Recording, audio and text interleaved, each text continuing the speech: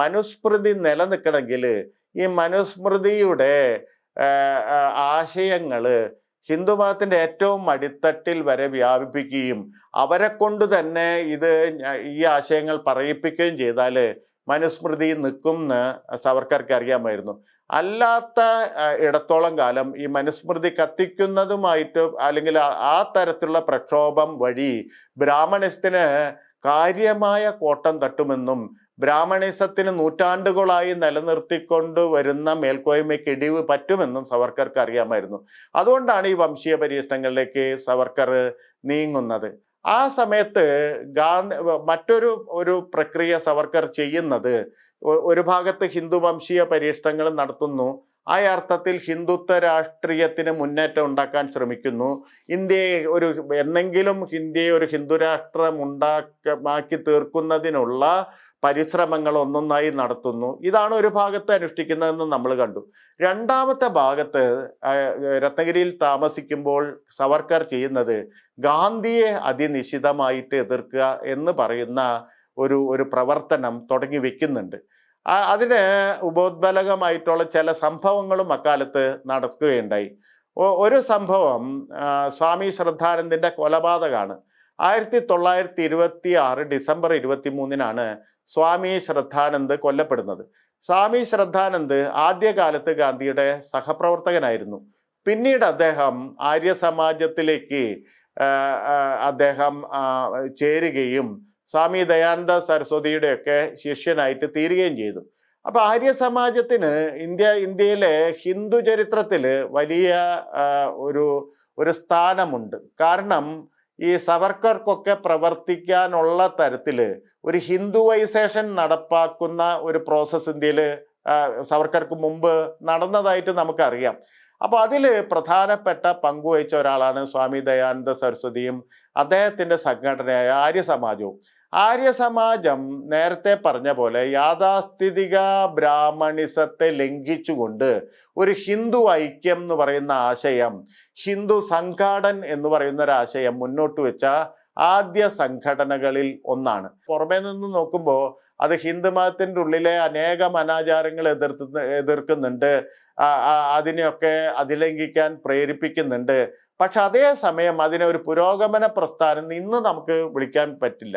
മറിച്ച് ഹിന്ദുവൈസേഷൻ എന്ന് പറയുന്ന ഒരു ഹിന്ദു ഐക്യം എന്ന് പറയുന്ന ഒരു ആശയത്തെ നേരത്തെ നമ്മൾ പറഞ്ഞ പോലെ ബ്രാഹ്മണിസം യാഥാസ്ഥിതിക രൂപത്തിൽ അധികകാലം നിൽക്കാൻ പോകുന്നില്ല എന്ന തിരിച്ചറിവിൽ നിന്നുണ്ടായ ആദ്യ പ്രസ്ഥാനങ്ങളിലൊന്നാണ് ആര്യ സമാജം എന്ന് പറയാം. അപ്പൊ അത് ഹിന്ദു പരിഷ്കരണങ്ങളിലൂടെ യഥാർത്ഥത്തിൽ ഒരു ഹിന്ദുയിസത്തിന്റെ അടിസ്ഥാനം വികസിപ്പിക്കുകയാണ് ചെയ്തതെന്ന് പറയാം. ആര്യസമാജമാണ് യഥാർത്ഥത്തിൽ ഈ ശുദ്ധി പ്രസ്ഥാനം എന്ന് പറയുന്ന ഈ മന്യമതങ്ങളിൽ നിന്ന് ഹിന്ദു മതത്തിലേക്ക് മതം മാറ്റുന്ന ഒരു പ്രക്രിയ ആരംഭിച്ചത്. എന്ന് പറഞ്ഞാൽ ഹിന്ദുമതത്തെ ഒരു സെമിറ്റിക് മതത്തിന് സമാനമായി മാറ്റിക്കൊണ്ട് ഒരു സെമിറ്റിസൈസേഷൻ, ഹിന്ദുമതത്തിന്റെ സെമിറ്റിസൈസേഷന് ശ്രമിച്ച ആദ്യ സംഘടനകളിൽ ഒന്ന് ആര്യസമാജമായിരുന്നു. അവരാണ് ശുദ്ധി പ്രസ്ഥാനം ആരംഭിച്ചത്. അപ്പൊ ഈ ആര്യസമാജത്തില് ദയാനന്ദ സരസ്വതി മരിച്ച ശേഷം അതിലെ പ്രധാനപ്പെട്ട ഒരു നേതാവ് നമ്മൾ ഈ ചർച്ച ചെയ്യുന്ന സ്വാമി ശ്രദ്ധാനന്ദായിരുന്നു. സ്വാമി ശ്രദ്ധാനന്ദ ആര്യസമാജത്തിൽ ചേർന്ന ശേഷം ഈ ഹിന്ദുവൈസേഷൻ പ്രക്രിയയെ, ഹിന്ദുവൽക്കരണ പ്രക്രിയയെ വലിയ തരത്തിൽ മുന്നോട്ട് കൊണ്ടുപോകാൻ ശ്രമിക്കുകയുണ്ടായി. ഈ ശുദ്ധി പ്രസ്ഥാനത്തെ വലിയൊരു പ്രായോഗിക പദ്ധതിയായിട്ട് അദ്ദേഹം വികസിപ്പിച്ചു. പടിഞ്ഞാറൻ യുപിയിലാണ് അദ്ദേഹം പൂർണ്ണമായി അല്ലെങ്കിൽ അധികമായിട്ടും പ്രവർത്തിച്ചതെന്ന് പറയാം. പടിഞ്ഞാറൻ യുപിയിലെ ഇറ്റാവ, മെയിൻപുരി, ആഗ്ര എന്നൊക്കെ പറയുന്ന സ്ഥലങ്ങളിലെ മാൽക്കാനകൾ എന്ന് പറയുന്ന ഒരു പ്രത്യേക സമുദായക്കാരുണ്ടായിരുന്നു. അത് മുസ്ലിങ്ങളായിരുന്നു. മുസ്ലിങ്ങളുടെ തന്നെ ഒരു ഉൾപ്പിരിവാണ്, അല്ലെങ്കിൽ ഉൾപ്പിരിഞ്ഞു ഉണ്ടായിട്ടുള്ള ഒരു സെക്റ്റാണ് ഈ മൽക്കാനകൾ എന്ന് പറയുന്നത്.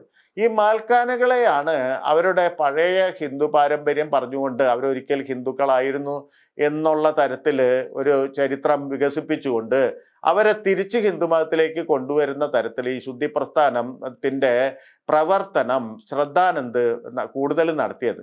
അപ്പൊ ഇത് പടിഞ്ഞാറൻ യുപിയിൽ വലിയ സംഘർഷങ്ങൾക്കിടയിൽ ഇടവരുത്തുകയുണ്ടായി.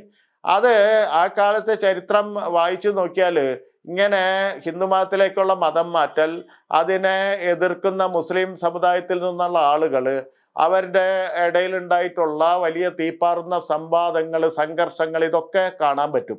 അപ്പോൾ ആ കാലത്ത് പ്രവാചകനെ നിന്ദിക്കുന്ന തരത്തിലുള്ള നിരവധി ലഘുലേഖകളൊക്കെ പുറത്തിറങ്ങുണ്ടായി. അങ്ങനെ വലിയ തരത്തിലുള്ള ഒരു വെടിമരുന്ന് അന്തരീക്ഷം എന്ന് വിളിക്കാവുന്ന തരത്തില് അന്തരീക്ഷം വലിയ തരത്തില് ഒരു ക്രോധാകുലമായി തീരുകയുണ്ടായി.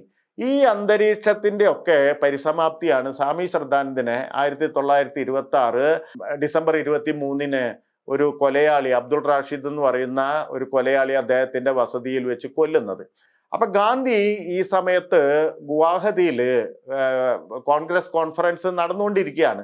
ഈ കോൺഫറൻസിൽ വെച്ചിട്ടാണ് ഈ ഗാന്ധി ഈ വാർത്ത കേൾക്കുന്നത്. അപ്പൊ ഗാന്ധിയെ സംബന്ധിച്ചിടത്തോളം അത് ക്രൂഷ്യൽ ആയിട്ടുള്ള വർഷങ്ങളിൽ കൂടിയാണ് കടന്നു പോകുന്നത് ഗാന്ധി. കാരണം ഇന്ത്യയിൽ വലിയ പരിശ്രമം ചെയ്തുകൊണ്ട് ഖിലാഫത്ത് പോലെയുള്ള വലിയ പ്രസ്ഥാനങ്ങൾ ഉണ്ടാക്കിക്കൊണ്ട് സ്വാതന്ത്ര്യ സമരത്തിന്റെ കുടക്കീഴിൽ മുസ്ലിങ്ങളെയും ഹിന്ദുക്കളെയും മറ്റ് തരത്തിലുള്ള വ്യത്യസ്ത വിഭാഗക്കാരെയൊക്കെ ഒരുമിപ്പിക്കുന്നതിനുള്ള വലിയ പരിശ്രമമാണ് ഗാന്ധി നടത്തിക്കൊണ്ടിരിക്കുന്നത്. അപ്പൊ അത്തരം ഒരു സന്ദർഭത്തിൽ ഈ ഒരു കൊലപാതകം ഉണ്ടാകുമ്പോൾ അത് അത്രയും സെൻസേഷണലായ ഒന്നായതിനാൽ ഈ ഹിന്ദുക്കൾക്കും മുസ്ലിങ്ങൾക്കും ഇടയിൽ വലിയ വിഭാഗീയത ഉണ്ടാവുമെന്ന് ഗാന്ധി ഭയക്കുന്നുണ്ട്. അതുകൊണ്ട് തന്നെ പിറ്റേ ദിവസം തന്നെ, ഈ കൊലപാതകം നടന്ന പിറ്റേ ദിവസം തന്നെ ഗുവാഹത്തിയിലെ ഈ കോൺഗ്രസ് സമ്മേളനത്തിൽ ഗാന്ധി സംസാരിക്കുന്നുണ്ട്. ആ സംസാരത്തിൽ ഗാന്ധി ഊന്നി പറയുന്നത്, ഇങ്ങനെ ഒരു കൊലപാതകം നടന്നതിന്റെ പേരില് നാളെ ഹിന്ദുക്കൾ സംഘടിച്ച്, ആ പ്രദേശത്തെ ഹിന്ദുക്കൾ സംഘടിച്ച് മുസ്ലിങ്ങൾക്കെതിരെ പക വീട്ടാൻ, മുസ്ലിമാണ് കൊന്നത്, അബ്ദുൾ റാഷിദാണ് കൊന്നത് എന്ന കാരണം വെച്ച് പക വീട്ടാൻ ഒരിക്കലും ഒരുമ്പെടരുത്. കാരണം ഈ സമുദായങ്ങൾക്കുള്ളിലെ ഐക്യം എന്ന് പറയുന്നതാണ് ഇന്ത്യക്ക് ഏറ്റവും വിലപ്പെട്ടത്. ആ ഐക്യം നമ്മൾ ഏതാണ്ട് നേടിയിരിക്കുകയാണ്. ആ സമയത്ത് അതിനെ തകർക്കുന്ന ഒന്നിലേക്കും ഹിന്ദുക്കൾ നീങ്ങരുത്. അത് അവരുടെ മതത്തിനെതിരാണ്, അത് അവരുടെ സഹിഷ്ണുത എന്ന് പറയുന്ന ആശയത്തിനെതിരാണ് എന്നൊക്കെ ഗാന്ധിയുടെ ഒരു രീതിയിൽ സംസാരിക്കുന്നുണ്ട്. പിറ്റേ ദിവസവും സംസാരിക്കുന്നുണ്ട്. പിറ്റേ ദിവസം പറയുന്നുണ്ട്, നമ്മളെല്ലാം ഒരു പിതാവിൻ്റെ മക്കളാണ്. ആ പിതാവ് നമ്മളെ ക്രിസ്ത്യാനികളെന്നോ മുസ്ലിങ്ങളെന്നോ ഹിന്ദുക്കളെന്നോ വെവ്വേറെ പേരുകൾ വിളിക്കുന്നു എന്ന് മാത്രം. എന്ന് പറഞ്ഞാൽ ഒരച്ഛൻ്റെ മക്കൾ 3 പേരുകളുള്ള മക്കളൊക്കെ ആയിട്ട് മതങ്ങളെ ഗാന്ധിയുടെ രീതിയിൽ ഗാന്ധി പറയുന്നുണ്ട്. ഈ പറഞ്ഞതിൻ്റെയൊക്കെ അവസാനം ഗാന്ധി പറയുന്നുണ്ട്, നമ്മുടെ ഒരു സഹോദരൻ തന്നെയാണ് അബ്ദുൾ റാഷിദ്. അബ്ദുൾ റാഷിദ് നമ്മിൽ നിന്ന് അന്യനായിട്ടുള്ള ഒരാളല്ല, അത് നമ്മുടെ സഹോദരൻ തന്നെയാണ്. അപ്പൊ അതുകൊണ്ട് അബ്ദുൾ റാഷിദ് അല്ല യഥാർത്ഥത്തിൽ, നമ്മെപ്പോലെയുള്ള ഒരാൾ തന്നെയാണ് അബ്ദുൾ റാഷിദ്. അതുകൊണ്ട് അബ്ദുൾ റാഷിദ് അല്ല യഥാർത്ഥത്തിൽ കൊലയാളി. നമ്മൾ അങ്ങോട്ടും ഇങ്ങോട്ടും ഉണ്ടാക്കിയിട്ടുള്ള ഈ വെറുപ്പാണ് അബ്ദുൾ റാഷിദ്മാരെ സൃഷ്ടിക്കുന്നത്. അതുകൊണ്ട് ഈ വെറുപ്പില്ലായ്മ ചെയ്യുക, പകരം സ്നേഹത്തിൻ്റെതായിട്ടുള്ളൊരു അന്തരീക്ഷം ഉണ്ടാവുക. അപ്പൊ അബ്ദുൾ റാഷിദ്മാര് അപ്രത്യക്ഷമാവും, പകരം സാഹോദര്യം അവിടെ സംജാതമാവും എന്ന അർത്ഥത്തിലാണ് ഗാന്ധി സംസാരിക്കുന്നത്.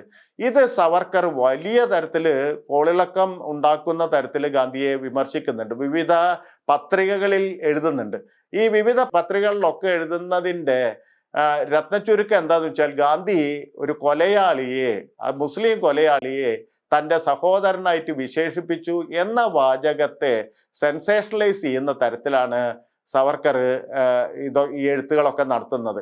അപ്പൊ ഇയാളെ മഹാത്മാവായിട്ട് നിർത്തുന്നത് ഈ ഹിന്ദു ജനത മണ്ടന്മാരാണെന്നൊക്കെ പറയുന്ന തരത്തിൽ ഹിന്ദു ജനതയെ പ്രകോപിപ്പിക്കുകയും ചെയ്യുന്നുണ്ട്. മാത്രമല്ല, ഇതിനൊക്കെ അപ്പുറം 1927 ജനുവരി 10 ഡിസംബർ 23 26 ഡിസംബർ 23 ശ്രദ്ധാനന്ദ് കൊല്ലപ്പെടുന്നത്. പിറ്റേ മാസം ജനുവരി 10 ശ്രദ്ധാനന്ദ് എന്ന് പറയുന്ന ഒരു വീക്കിലി പുറത്തിറങ്ങുന്നുണ്ട്. മറാത്ത ഭാഷയിൽ ഒരു വാരിക, ഒരു പത്രിക പുറത്തിറങ്ങുന്നുണ്ട്. ഈ പത്രികയുടെ അതിൻ്റെ പ്രസാധകൻ സവർക്കറുടെ ഇളയ അനിയൻ, വിനായക് ദാമോദർ സവർക്കർ എന്ന വി ഡി സവർക്കറുടെ ഇളയ അനിയൻ ND സവർക്കർ, നാരായൺ ദാമോദർ സവർക്കർ ആയിരുന്നു എന്ന് നമ്മൾ മനസ്സിലാക്കണം. എന്ന് പറഞ്ഞാൽ ഗാന്ധിയെ നേരിടാനായി, അല്ലെങ്കിൽ ശ്രദ്ധാനന്ദിന്റെ താളുകൾ നോക്കിക്കഴിഞ്ഞാൽ അതിൽ മുഴുവൻ ഗാന്ധിക്കെതിരെയുള്ള വലിയ അബ്യൂസീവ് ലാംഗ്വേജ് ഉപയോഗിച്ചിട്ടുള്ള അശ്ലീലകരമായിട്ടുള്ള ഒരു ഭാഷാ പ്രയോഗങ്ങൾ വഴിയുള്ള എഴുത്തുകളാണ് അതിൻ്റെ ഉള്ളിൽ മുഴുവൻ നടന്നിരുന്നത്. അപ്പൊ അങ്ങനെ ഒരു ഗാന്ധിയെ നേരിടുക എന്നുള്ളതായിരുന്നു രണ്ടാമത്തെ അജണ്ട. നമുക്കപ്പം വളരെ വ്യക്തമായിട്ട് മനസ്സിലാവും, ബ്രിട്ടീഷ് വിരുദ്ധനായ സവർക്കർ ഒരർത്ഥത്തിൽ ബ്രിട്ടീഷ് സഹായിയായി പൂർണ്ണമായും മാറുന്ന കാഴ്ച, സ്വാതന്ത്ര്യ സമരത്തെ നെടുക പിളർക്കാൻ ശ്രമിക്കുന്ന കാഴ്ച നമുക്ക് ഈ പ്രവർത്തനത്തിൽ നിന്ന് മനസ്സിലാവാം. ഗാന്ധിയെ നിരന്തരം അപഹസിച്ചുകൊണ്ടിരിക്കുന്നുണ്ട്. അതിനിടയിൽ 1927 ഗാന്ധി രത്നഗിരി ജില്ലയിൽ എത്തുന്നുണ്ട്. അതും വളരെ കൗതുകരമായിട്ടുള്ള ഒരു സംഗതിയാണ്. 1927 തൻ്റെ പ്രവർത്തനങ്ങളുടെ ഭാഗമായി ഗാന്ധി രത്നഗിരി ജില്ലയിൽ എത്തുന്നുണ്ട്. അപ്പോൾ സ്വാഭാവികമായും സവർക്കർ ബ്രിട്ടീഷ് ജയിലിൽ ഇത്രയും കാലം കഴിഞ്ഞ ഒരാൾ എന്ന നിലയിൽ അവിടെ താമസിക്കുന്ന വിവരം അറിഞ്ഞ് ഗാന്ധി സവർക്കറെ പോയി കാണുന്നുണ്ട്. അപ്പൊ 1927 ഇവരെ കൂടിക്കാഴ്ച എന്ന് പറയുന്നത് ഇവരുടെ രണ്ടാമത്തെ കൂടിക്കാഴ്ച, ഒരുപക്ഷെ അവസാനത്തെ കൂടിക്കാഴ്ചയാണ്.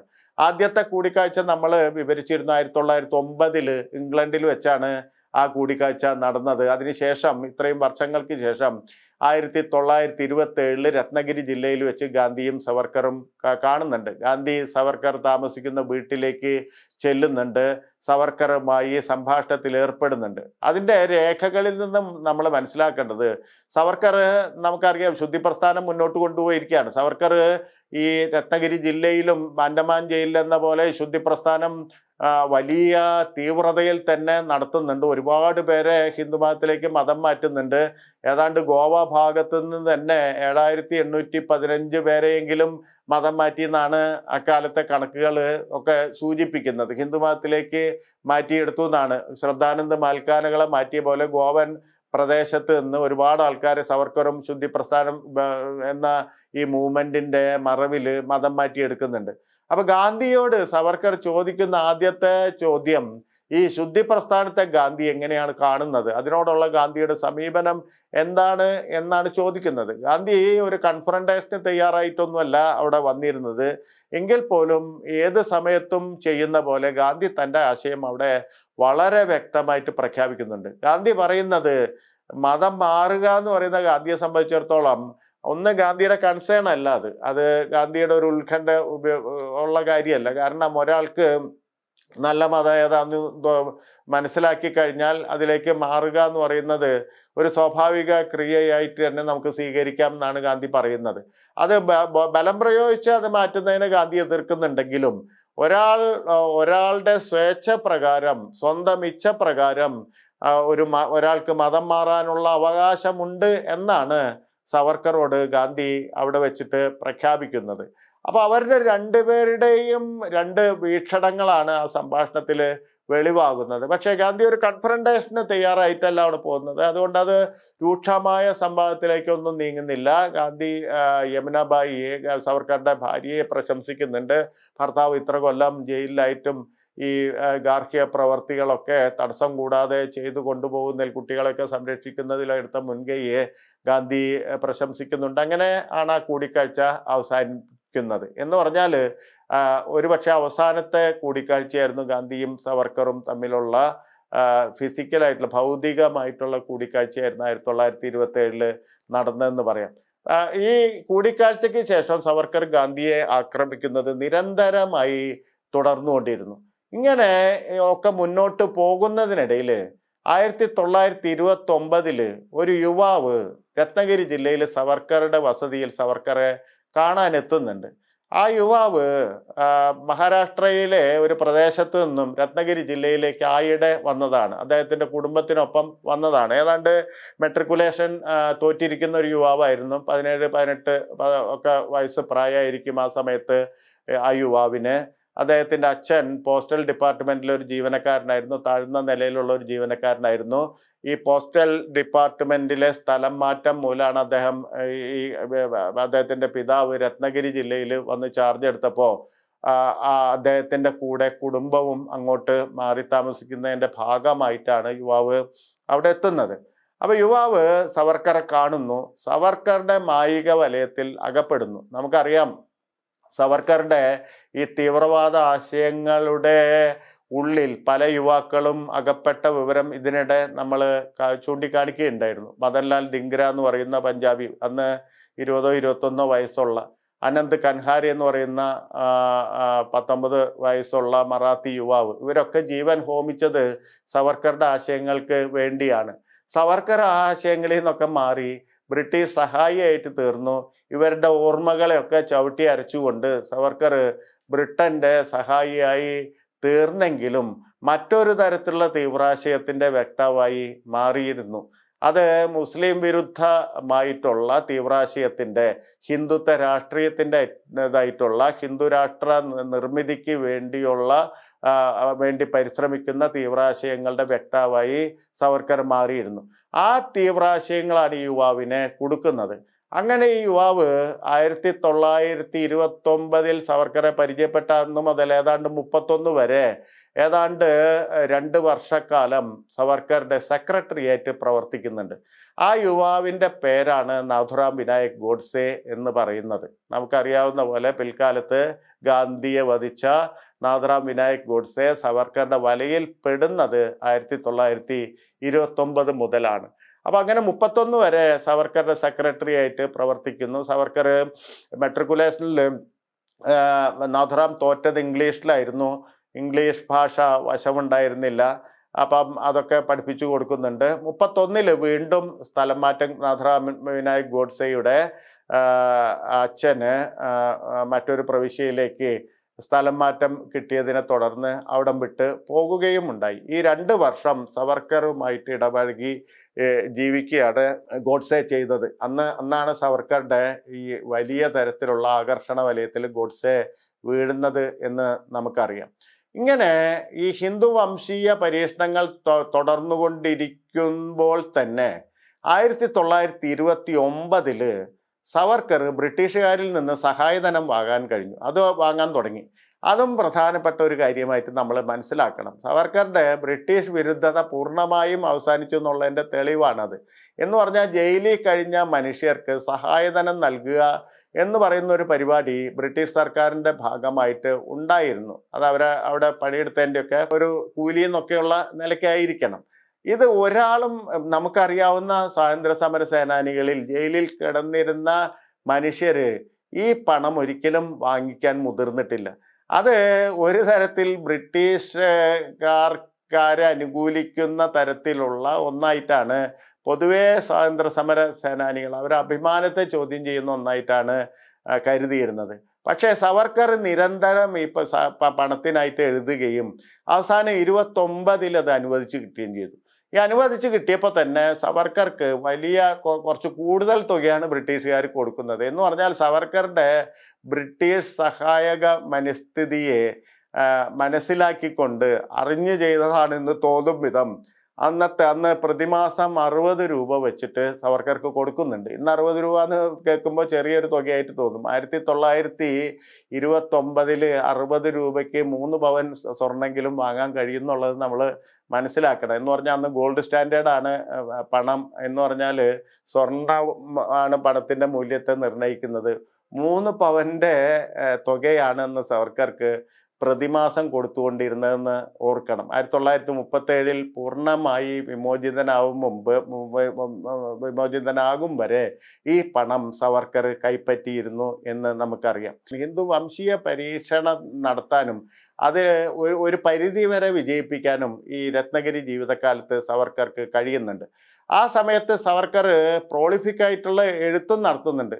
ഈ പറയുന്ന കാലത്ത് 1924 മുതൽ 37 വരെയുള്ള കാലത്ത് സവർക്കർ 15,000 കൂടുതൽ പേജുകൾ എഴുതിയിട്ടുണ്ടെന്നാണ് പറയുന്നത്. എന്ന് പറഞ്ഞാൽ പലതരത്തിൽ ഗാന്ധിക്കെതിരെയുള്ള എഴുത്ത്, ഈ പറയുന്ന യാഥാസ്ഥിതിക ബ്രാഹ്മണ്യത്തെ ഹിന്ദു വംശീയതയായി മാറ്റാനുള്ള പരിശ്രമങ്ങളുടെ ഭാഗമായിട്ട് വരുന്ന എഴുത്ത്, ഇത് കൂടാതെ 3 നാടകങ്ങൾ അദ്ദേഹം രചിക്കുന്നുണ്ട്. ഒന്ന് സംഗീത് ഉഷാബ് എന്ന് പറയുന്ന ഉഷാബ് എന്നുള്ള പേരിൽ ഒരു സംഗീത നാടകം അദ്ദേഹം രചിക്കുന്നുണ്ട്. ഈ മറാത്ത പ്രദേശത്തെ നാടകവേദികൾ, പ്രത്യേകിച്ച് ബ്രാഹ്മിൻ നാടകവേദികൾ വലിയ പ്രസിദ്ധി നേടിയിരുന്നു. അവ വലിയ വിജയകരമായ രീതിയിൽ പ്രവർത്തിച്ചിരുന്നു. തിലകിൻ്റെ കാലം മുതൽ അത്തരം ബ്രാഹ്മണ നാടകവേദികൾക്ക് വലിയ തരത്തിലുള്ള ജനക്കൂട്ടത്തെ ആകർഷിക്കാൻ കഴിഞ്ഞിരുന്നു. തിലക് അതിനെ ബ്രാഹ്മണ രാഷ്ട്രീയത്തിലേക്ക് അല്ലെങ്കിൽ അതിൻ്റെ ഒരു സാംസ്കാരികമായ ഹാൻഡിലായി ഈ നാടകവേദികൾ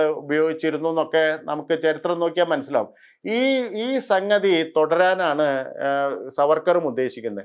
ഉഷാബ് എന്ന് പറയുന്ന നാടകത്തിൽ നമ്മൾ ഈ പറഞ്ഞ ഹിന്ദു വംശീയതയെക്കുറിച്ചുള്ള ആശയമാണ് ചർച്ച ചെയ്യുന്നത്. എന്ന് പറഞ്ഞാൽ അത് ആളുകളെ വെറുതെ രസിപ്പിക്കാനുള്ള നാടകങ്ങളായിരുന്നില്ല. ഒരർത്ഥത്തിൽ വലതുപക്ഷ പ്രതിബദ്ധമായ ഹിന്ദു വംശീയതയോട് പ്രതിബദ്ധത പുലർത്തുന്ന നാടകങ്ങളാണ് അദ്ദേഹം എഴുതിയത്. അപ്പോൾ ഉഷാബ് എന്ന് പറയുന്ന നാടകം അങ്ങനെയാണ് ഉണ്ടാവുന്നത്. അതിനുവേണ്ടി വലിയ തുകയൊക്കെ അന്ന് ആ കാലത്ത് 1,00,000 രൂപയാണ് സവർക്കർക്ക് ഈ ബ്രാഹ്മണ നാടകവേദിക്കാർ പ്രതിഫലമായിട്ട് കൊടുക്കുന്നതെന്ന് നമ്മൾ ഓർക്കണം. അങ്ങനെ പ്രതിഫലമൊക്കെ പറ്റിക്കൊണ്ട് ഉഷാബ് എന്ന് പറയുന്ന നാടകം ഈ ഹിന്ദു വംശീയത, പ്രത്യേകിച്ച് അസ്പൃശ്യതയ്ക്ക് എതിരെ പുതിയ നവബ്രാഹ്മണ്യവാദം മുന്നോട്ട് വയ്ക്കുന്ന രാഷ്ട്രീയത്തെ മുൻനിർത്തി നാടകം എഴുതുന്നുണ്ട്. സന്യാസ ഖഡ്ഗ എന്ന് പറയുന്ന മറ്റൊരു നാടകം എഴുതുന്നുണ്ട്. ഈ സന്യാസ ഖഡ്ഗയിലെ നായകൻ ബുദ്ധനാണ്. അപ്പം നമ്മൾ നേരത്തെ ചർച്ച ചെയ്തിരുന്നു ഹിന്ദുത്വ രാഷ്ട്രീയത്തെ പറ്റി, ഹിന്ദുത്വ എന്ന് പറയുന്ന ടെക്സ്റ്റിനെ പറ്റിയുള്ള ചർച്ചയിൽ ബുദ്ധമതത്തെ എങ്ങനെയാണ് സവർക്കർ കണ്ടിരുന്നത്, അല്ലെങ്കിൽ അഹിംസ പോലെയുള്ള കാര്യങ്ങളെ എങ്ങനെയാണ് സവർക്കർ പുച്ഛിച്ചിരുന്നത്, കളിമൺകാലുള്ള മതം എന്നൊക്കെ വിളിച്ചു എന്നുള്ള കാര്യമൊക്കെ നമ്മൾ ചർച്ച ചെയ്തിരുന്നു. അപ്പം ഇപ്പോൾ സവർക്കർ നോക്കുമ്പോൾ ഈ സ്വാതന്ത്ര്യ സമരത്തിൻ്റെ ശക്തി ഗാന്ധിയാണ്. ഗാന്ധി മുന്നോട്ട് വയ്ക്കുന്നതാവട്ടെ സത്യവും അഹിംസയും പോലെയുള്ള മൂല്യങ്ങളാണ്.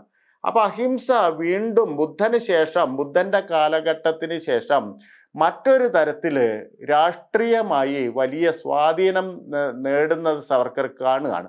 അപ്പൊ അതുകൊണ്ട് ഈ സന്യാസ ഖഡ്ഗയിൽ ബുദ്ധനെ വിമർശിക്കുന്നു, അല്ലെങ്കിൽ ബുദ്ധനെ മുൻനിർത്തിയുള്ള നാടകം എന്നതിനേക്കാൾ, അല്ലെങ്കിൽ ആ തരത്തിൽ ഉള്ള പൊതിഞ്ഞുകൊണ്ടുള്ള, എന്നാൽ ആന്തരികമായി ഗാന്ധിസത്തെ എതിർക്കുന്ന, ഗാന്ധിസത്തിന്റെ അഹിംസയെ പരിഹസിക്കുന്ന ഒരു നാടകമായിരുന്നു ഈ സന്യാസ ഖഡ്ഗ എന്ന് പറയുന്ന ഈ നാടകം. അതുപോലെ തന്നെ ഉത്തരക്രിയ എന്ന് പറയുന്ന മറ്റൊരു നാടകവും അദ്ദേഹം രചിക്കുന്നുണ്ട്. ഈ നാടകങ്ങളൊക്കെ സാഹിത്യപരമായിട്ട് നോക്കുമ്പോൾ വലിയ നിലവാരം പുലർത്താത്തതാണ് എന്ന് സവർക്കറുടെ അനുയായികൾ പോലും, അല്ലെങ്കിൽ സവർക്കർ പ്രേമികൾ പോലും അഭിപ്രായപ്പെട്ടിട്ടുള്ള സംഗതിയാണെന്ന് നമുക്കറിയാം. അപ്പൊ ഈ തരത്തില് ഞാൻ പറയുന്നത്, സവർക്കർ നേരിട്ട് പ്രവർത്തിക്കുന്നുണ്ട് ഹിന്ദു വംശീയതയ്ക്ക് വേണ്ടി, സാഹിത്യം പോലെയുള്ള അല്ലെങ്കിൽ സാംസ്കാരിക രാഷ്ട്രീയം പ്രയോഗിക്കുന്നുണ്ട്. അപ്പുറത്ത് ബ്രിട്ടീഷ് സഹായം ലഭിക്കുന്നതിന് വേണ്ടി സ്വാതന്ത്ര്യ സമരത്തിനെതിരെ പ്രത്യേകിച്ച് ഗാന്ധിക്ക് നേരെ ആഞ്ഞടിക്കുന്നുണ്ട്. ഇതൊക്കെയാണ് ഈ 37 വരെ സവർക്കർ ചെയ്തിരുന്നത്. അപ്പോൾ ഈ 37-ൽ മുസ്ലിങ്ങൾക്കെതിരെ വിരോധം ഹിന്ദുക്കളിൽ ശക്തമാക്കാൻ വേണ്ടി ആത്മാർത്ഥമായി, അല്ലെങ്കിൽ വളരെ സഫലമായിട്ട് അദ്ദേഹം ഒരു പരിധി വരെ വിജയിക്കുന്ന തരത്തിൽ പ്രവർത്തിക്കുന്നുണ്ട്. ഇതൊക്കെയാണ് നടന്നുകൊണ്ടിരിക്കുന്നത്. 37-ൽ സവർക്കർ സർവതന്ത്ര സ്വതന്ത്രനായി എന്ന് പറഞ്ഞാൽ എല്ലാ വിലക്കുകളിൽ നിന്നും ബ്രിട്ടീഷ് ഭരണകൂടം സവർക്കറെ വിമോചിപ്പിക്കുകയുണ്ടായി. സവർക്കർ ആദ്യം ചെയ്യുന്നത് ഒരു പര്യടനം നടത്തുകയാണ്. മഹാരാഷ്ട്രയിൽ മുഴുവൻ പര്യടനം നടത്തുകയാണ്. എന്ന് പറഞ്ഞാൽ രത്നഗിരി ജില്ലാ തടവ് കൂടി എടുത്ത് മാറ്റിയതോടെ ഒരർത്ഥത്തിൽ രാഷ്ട്രീയ പ്രവർത്തനം ഇനി നടത്താം എന്ന് പറയുന്ന അനുമതി കിട്ടിയതോടെ അദ്ദേഹം ചെയ്യുന്നത് മഹാരാഷ്ട്രയിലെമ്പാടും ബോംബെ പ്രൊവിൻസിൽ ഒരു പര്യടനം നടത്തുകയാണ് ആദ്യമായിട്ട് ചെയ്യുന്നത്. അപ്പോൾ ഈ പര്യടനത്തിനെ നമ്മൾ ഇന്ന് തിരിഞ്ഞു നോക്കുമ്പോൾ, സൂക്ഷ്മമായി പരിശോധിക്കുമ്പോൾ മനസ്സിലാക്കുന്നത് ഈ പര്യടനത്തിന് അതിൻ്റെ പിന്നിൽ പ്രവർത്തിച്ചത് RSS ആണ്. നമ്മൾ നേരത്തെ ആനുഷംഗികമായിട്ട് പറയുകയുണ്ടായി, 1923 ഹിന്ദുത്വ എന്ന് പറയുന്ന ടെക്സ്റ്റ് പുറത്തിറങ്ങുന്നു. ഈ ടെക്സ്റ്റിന്റെ അടിസ്ഥാനത്തിൽ ഇന്ത്യയിൽ ആദ്യമായി ഉണ്ടായ സംഘടന RSS ആണ്. 1925 സെപ്റ്റംബർ മാസത്തിൽ വിജയദശമി ദിനത്തിൽ ഹെഡ്ഗവാർ സർസംഘ ചാലക്കായി നാഗ്പൂരിൽ വെച്ചിട്ടാണ് RSS ഉണ്ടാവുന്നത്. RSSന്റെ സംഘാടനത്തിൽ അന്നത്തെ ഹിന്ദു മഹാസഭ നേതാക്കളും ഹിന്ദു വംശീയവാദികളൊക്കെ ആയിട്ടുള്ള കുറച്ചാളുകൾ കൂടി അതിൻ്റെ പിന്നിൽ പ്രവർത്തിച്ചിരുന്നു. BS മുഞ്ചയെ പോലെയുള്ള ആൾക്കാർ പ്രവർത്തിച്ചിരുന്നു. GD സവർക്കർ, VD സവർക്കറുടെ ജ്യേഷ്ഠനായ ഗണേഷ് ദാമോദർ സവർക്കർ അഥവാ ബാബാറാവു അതിൽ പങ്കെടുത്തിരുന്നു. പരാഞ്ച് പൈ പങ്കെടുത്തിരുന്നു. ഇങ്ങനെ കുറേ പേര് ചേർന്നിട്ടാണ് RSS ഉണ്ടാക്കുന്നത്. അപ്പോൾ 37-ൽ സവർക്കർ പുറത്തിറങ്ങുമ്പോഴേക്കും RSS ഒരു സാമാന്യം അംഗസംഖ്യയുള്ള ഒരു സംഘടനയായിട്ട് വികസിച്ചിരുന്നു. പ്രത്യേകിച്ച് ബോംബെ പ്രൊവിൻസിൽ ഈ ബ്രാഹ്മണ പൊളിറ്റിക്സ് ഏറ്റവും കൂടുതൽ പ്രവർത്തിച്ചിരുന്ന പ്രൊവിൻസ് ആയതുകൊണ്ട് RSSന് വലിയ വേരോട്ടം ഈ ബോംബെ പ്രൊവിൻസിൽ ഉണ്ടാവുന്നുണ്ട്. അപ്പൊ RSS ആണ് യഥാർത്ഥത്തിൽ ഈ 37-ലെ പര്യടനത്തിൽ സവർക്കർക്ക് സഹായം ഉണ്ടാകുന്നത്, വേദികൾ സൃഷ്ടിച്ചു കൊടുക്കുന്നത്, അതൊക്കെ RSS ആയിരുന്നു. മാത്രമല്ല ഈ പര്യടനം വഴി വലിയൊരു സംഖ്യ സമാഹരിക്കാൻ സവർക്കർക്ക് കഴിയുന്നുണ്ട്. മിക്കവാറും സമ്മേളനങ്ങളിൽ ഈ സംഭാവനയായി പണക്കിഴി സവർക്കർക്ക് സമ്മാനിക്കുന്നുണ്ട്. അങ്ങനെ വലിയ തരത്തിൽ സമ്പദ് സമാഹരണത്തിനും സവർക്കർക്ക് കഴിയുന്നുണ്ട്. പിൽക്കാലത്ത് ഈ സവർക്കർ സദൻ എന്ന് പറയുന്ന ബോംബെയിലെ ഇപ്പം സവർക്കറുടെ സ്മാരകമായി പ്രവർത്തിക്കുന്ന കെട്ടിടമൊക്കെ അന്ന് ഉണ്ടാക്കുന്ന ഈ പറയുന്ന തരത്തിലുള്ള വലിയ സംഭാവനകൾ സ്വീകരിച്ചിട്ടാണ് സവർക്കർ നിർമ്മിക്കുന്നത് എന്ന് പിന്നീട് നമുക്ക് കാണാൻ കഴിയും. അപ്പം അങ്ങനെ വലിയ ധനസമാഹരണം നടക്കുന്നു.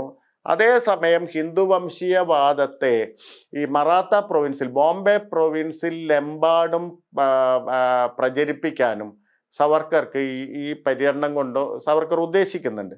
അതുകൊണ്ട് തന്നെ കോൺഗ്രസിനെതിരെയായിട്ടാണ് അന്ന് സവർക്കറുടെ മിക്കവാറും പ്രസംഗങ്ങൾ. ഗാന്ധിക്കും കോൺഗ്രസിനും എതിരെയായി ഒരു പക്ഷേ ബ്രിട്ടീഷുകാർക്ക് അനുകൂലമായിട്ടുള്ള അല്ലെങ്കിൽ ബ്രിട്ടീഷുകാരെ പരോക്ഷമായിട്ട് സഹായിക്കുന്ന പ്രവർത്തനങ്ങളാണ് സവർക്കർ നടത്തിക്കൊണ്ടിരിക്കുന്നത്. അപ്പോൾ ആ പര്യടനത്തിൻ്റെ ഉള്ളിൽ സാംഗ്ലി എന്ന് പറയുന്ന സ്ഥലത്തെത്തിയപ്പോൾ വീണ്ടും സവർക്കർ ഗോഡ്സെയെ കണ്ടുമുട്ടുന്നു. വർഷങ്ങൾക്ക് ശേഷം 31 പിരിഞ്ഞു പോയ ശേഷം വീണ്ടും സവർക്കറും ഗോഡ്സെയും തമ്മിൽ സംഗമിക്കുന്നത് ഈ സവർക്കറുടെ പൂർണ്ണ വിമുക്തനായതിന് ശേഷമുള്ള പര്യടനത്തിൽ സാംഗ്ലിയിൽ വെച്ചാണ്. പിന്നീട് ഈ ഗോഡ്സെ സവർക്കറെ ഈ പര്യടനത്തിൽ, ബാക്കി പര്യടനങ്ങളിൽ, ശിഷ്ട പര്യടനങ്ങളിൽ ഗോഡ്സെ അനുഗമിക്കുന്നും ഉണ്ട്. അങ്ങനെ സവർക്കറുടെ അനുയായിയായിട്ട് വീണ്ടും ഗോഡ്സെ തീരുകയാണ്. താൽക്കാലികമായിട്ടുള്ള അകൽച്ച സംഭവിച്ചെങ്കിൽ പോലും ആ അകൽച്ചകളൊക്കെ മറികടന്നുകൊണ്ട് ഗോഡ്സെ വീണ്ടും സവർക്കറുടെ ശിഷ്യനായിട്ട് തീരുകയാണ്. സവർക്കർ തൻ്റെ പുതിയ രാഷ്ട്രീയം തുടങ്ങുന്നതും ഇക്കാലത്താണ്. സവർക്കർ ആദ്യം ചെയ്തത് നമ്മൾ നേരത്തെ പറഞ്ഞ പോലെ ഈ സ്വാതന്ത്ര്യ സമരത്തിൽ ഗാന്ധി കടന്നു വന്നതോടെ അതിൻ്റെ ഉള്ളിലെ ബ്രാഹ്മണികമായിട്ടുള്ള എലമെന്റ്സിനൊക്കെ തന്നെ, അല്ലെങ്കിൽ ബ്രാഹ്മണ കേന്ദ്രീകൃതമായ ഒരു സ്വാതന്ത്ര്യ സമരം എന്നതിൽ നിന്ന് ബഹുജന കേന്ദ്രിതമായ ഒരു സ്വാതന്ത്ര്യ സമരം എന്ന നിലയിലേക്ക് മാറ്റപ്പെട്ടപ്പോൾ അന്ന് നേതൃനിരയിൽ ഉണ്ടായിരുന്ന ബ്രാഹ്മണർ മുഴുവൻ പുറത്തു പോവുകയും അവർ പുതിയ ഒരു പാർട്ടി രൂപീകരിക്കുകയും ചെയ്തു. തിലകന്റെ അനുയായികളാണ് അങ്ങനെ പുറത്തു പോയത്. തിലകേറ്റുകളാണ് ഈ പുറത്തു പോയത്. അവർ ഡെമോക്രാറ്റിക് സ്വരാജ് പാർട്ടി എന്ന് പറയുന്ന ഒരു പുതിയ പാർട്ടി അക്കാലത്ത് രൂപീകരിച്ച് പ്രവർത്തിച്ചിരുന്നു. അവരും ഈ ഗാന്ധി വിരുദ്ധരായിരുന്നു. കാരണം ഗാന്ധിയൻ രാഷ്ട്രീയം ബ്രാഹ്മണ രാഷ്ട്രീയത്തിൽ നിന്ന് വ്യത്യസ്തമായതുകൊണ്ട്, അവരെതിർക്കുന്നതായതുകൊണ്ട് അവർ ഗാന്ധിക്കെതിരായിരുന്നു. അതിൻ്റെ നേതാക്കൾ NC കേൽക്കർ എന്ന് പറയുന്ന, MR ജയക്കർ എന്ന് പറയുന്ന, BS മൂഞ്ചെ എന്ന് പറയുന്ന പിൽക്കാലത്ത് ഹിന്ദു വംശീയ രാഷ്ട്രീയത്തിൽ പലതരം പ്രവർത്തനങ്ങൾ, പല സംഭാവനകൾ നൽകിയിട്ടുള്ള മനുഷ്യരായിരുന്നു ഡെമോക്രാറ്റിക് സ്വരാജ് പാർട്ടിയുടെ നേതാക്കൾ. അപ്പൊ സവർക്കർ ആദ്യം 1937 ആഗസ്റ്റിൽ ചെന്ന് ചേരുന്നത് ഈ ഡെമോക്രാറ്റിക് സ്വരാജ് പാർട്ടിയിലാണ്. ഈ ഡെമോക്രാറ്റിക് സ്വരാജ് പാർട്ടി നവംബറിൽ ആഗസ്റ്റിൽ പാർട്ടിയിൽ ചേരുന്നു. 1937 നവംബറിൽ നടത്തിയ ഒരു സ്വരാജ് പാർട്ടിയുടെ സമ്മേളനത്തിൽ വെച്ചിട്ട് ഹിന്ദുക്കളെ മിലിറ്ററൈസ് ചെയ്യാനുള്ള ആഹ്വാനം സവർക്കർ ആദ്യമായിട്ട് നടത്തുകയാണ്. ഹിന്ദുക്കളെ സൈനികവൽക്കരിക്കുക എന്ന് പറയുന്ന ഒരു ആശയം മുന്നോട്ട് വെക്കുകയാണ്. എന്ന് പറഞ്ഞാൽ ആദ്യം വിലക്കുകൾ എടുത്തു മാറ്റി ഒരു ഹിന്ദു വംശീയ അടിത്തറ ഉണ്ടാക്കുക.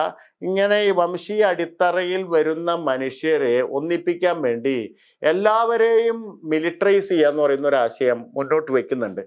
ആ ആശയം സവർക്കർക്ക് കിട്ടുന്നത് യൂറോപ്യൻ ഫാസിസത്തിൽ നിന്നാണ്.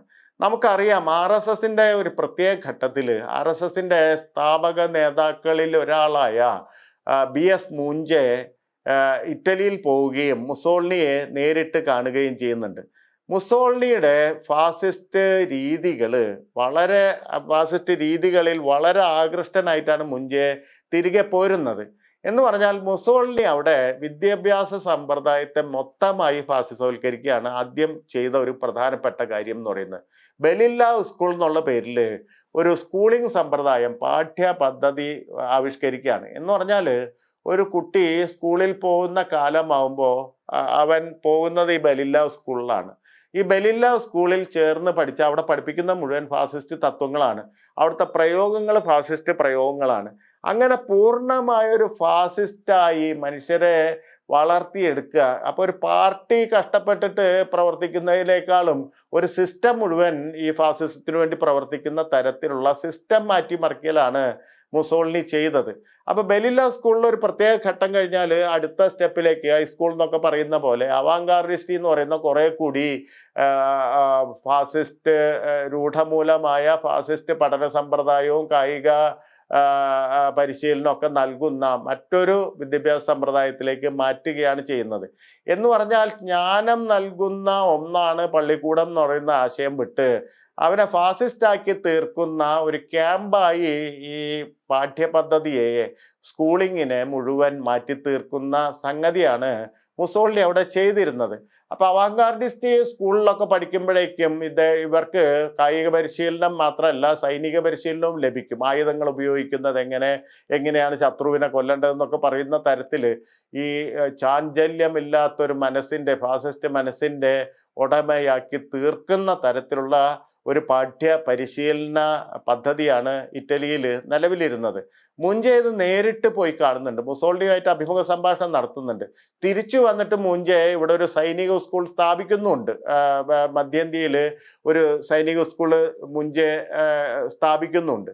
അപ്പൊ ഹിന്ദുക്കളെ മിലിറ്ററൈസ് ചെയ്യുക എന്ന് പറഞ്ഞാൽ എന്തായാലും ഹിന്ദു സമുദായത്തെ മുഴുവൻ ഒരു പടയാക്കി സൈന്യമാക്കി തീർത്തു കഴിഞ്ഞാൽ ഒരു പക്ഷേ ഹിന്ദുരാഷ്ട്ര സംസ്ഥാപനം, ഹിന്ദുരാഷ്ട്ര ഫാസിസ്റ്റ് സംസ്ഥാപനം എളുപ്പമായിട്ട് തീരും. അക്കാലത്ത് ഇറ്റലിയിലും ജർമ്മനിയിലും ഒക്കെ ഉള്ള പോലെ ഒരു ഫാസിസ്റ്റ് രീതിയിലുള്ള ഒരു സ്റ്റേറ്റായി ഇന്ത്യയെ മാറ്റാൻ സാധിക്കും എന്ന ലക്ഷ്യം അപ്പോഴേക്കും സവർക്കറുടെ ഉള്ളിൽ കടന്നു കൂടുന്നതായിട്ട് നമ്മൾ മനസ്സിലാക്കണം. അതുകൊണ്ടാണ് ഈ ഡെമോക്രാറ്റിക് സ്വരാജ്യ പാർട്ടിയുടെ സമ്മേളനത്തിൽ ഹിന്ദുക്കളുടെ സൈനികവൽക്കരണത്തെ പറ്റി അദ്ദേഹം സംസാരിക്കുന്നത്.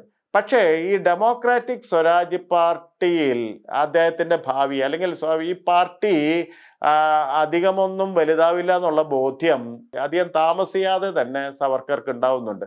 അതിന്റെ കാരണം അതൊരു യാഥാസ്ഥിതിക ബ്രാഹ്മണിക പാർട്ടിയായിട്ടാണ് പലപ്പോഴും പ്രവർത്തിച്ചിരുന്നത്.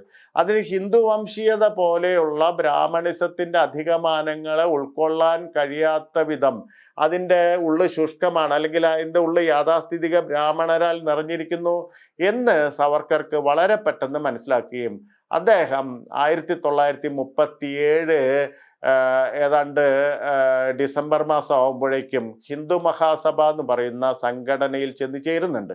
അപ്പൊ അവിടെ ചേരുമ്പോൾ ഹിന്ദു മഹാസഭ എന്ന് പറഞ്ഞാൽ ഒരു സമുദായ സംഘടന മാത്രമായിരുന്നു നിന്നിരുന്ന ഒരു പ്രസ്ഥാനമായിരുന്നു. എന്ന് പറഞ്ഞാൽ ഒരു രാഷ്ട്രീയ കക്ഷി കോൺഗ്രസിന്റെ പോലെയോ അല്ലെങ്കിൽ നാം നേരത്തെ പറഞ്ഞ ഡെമോക്രാറ്റിക് സ്വരാജ്യ പാർട്ടിയുടെ പോലെയോ ഇപ്പൊ ഈ ഇലക്ഷനിലും അങ്ങനെയുള്ള പ്രവിശ്യ തെരഞ്ഞെടുപ്പുകളിലൊക്കെ ഇടപെടുന്ന അല്ലെങ്കിൽ രാഷ്ട്രീയമായി പ്രവർത്തിക്കുന്ന ഒന്നല്ലായിരുന്നു ഹിന്ദു മഹാസഭ.